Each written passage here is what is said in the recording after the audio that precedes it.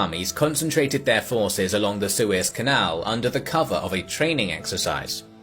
The image of normalcy was also maintained in an attempt to deceive the IDF. Soldiers walked along the canal without wearing helmets, they continued to fish in the canal, and false criticisms of Egyptian-used Soviet equipment were planted in Cairo newspapers. Nevertheless, IDF observations still noticed unusual amounts of military activity in the area.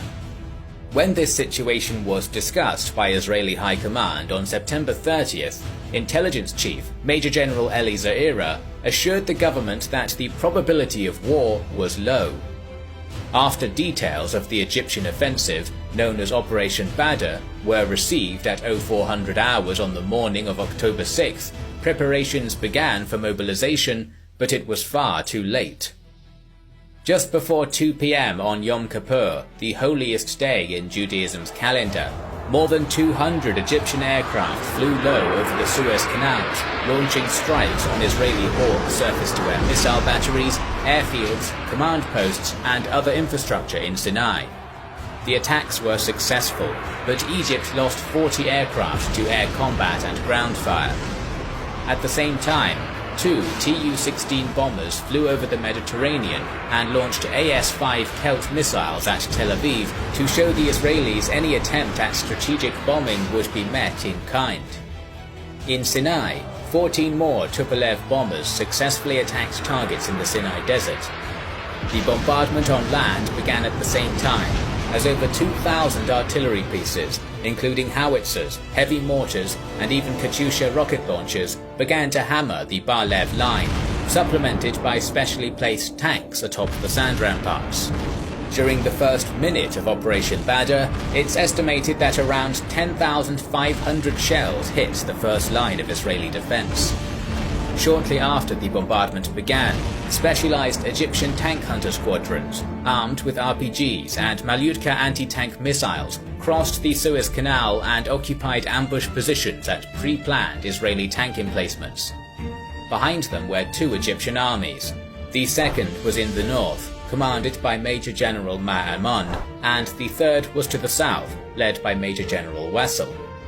Together they were composed of 5 infantry, 2 armoured and 3 mechanized divisions, along with a number of independent brigades. The infantry formations especially possessed units with massive quantities of anti-tank weaponry, designed to counter Israeli armour-heavy assaults. Assaults across the entire front began in waves at 2:40 p.m, and the engineering corps breached the high sandbanks by utilizing high-pressure water hoses. At the same time, deployment of Soviet-made folding bridges began in order to facilitate the crossing of Egyptian armour and artillery. Over the coming days, Israeli Air Force jets would be bogged down constantly attacking these bridges, suffering massive losses from the Egyptian air defense umbrella in the process. In essence, the Israelis' greatest weapon was made virtually useless. The waves of infantry pushed several kilometers inland and established a defensive front, while specially trained units dealt with the Mauzim strongpoints, which were gradually captured or surrendered. Along almost the entire line, IDF armoured columns instinctively rushed to the front in order to relieve the strongpoints, but were badly mauled and repulsed by the aforementioned anti-tank squadrons lurking in ambush. Israeli headquarters was in utter confusion at the startling Egyptian success, and by dawn faced tens of thousands of enemy soldiers, hundreds of tanks, and vast quantities of both land and anti-aircraft artillery batteries, as well as SAM sites on the eastern bank. On the 8th, an armoured IDF counterattack by 2 tank divisions was launched under Major Generals Avraham Adan and Ariel Sharon, but was again repulsed with devastating losses at the hands of artillery fire and anti-tank infantry. Although fierce fighting continued after the assault, the IDF managed to stabilize the Sinai front by October 9th, with Ariel Sharon's armoured division intelligently maneuvering and destroying 50 Egyptian tanks a day later. Sadat's armies had achieved their limited objective and had repulsed an Israeli counterattack with massive losses, but pressure on the similarly active Syrian front on the Golan Heights necessitated a further Egyptian offensive to relieve it, as Israel had concentrated its forces there.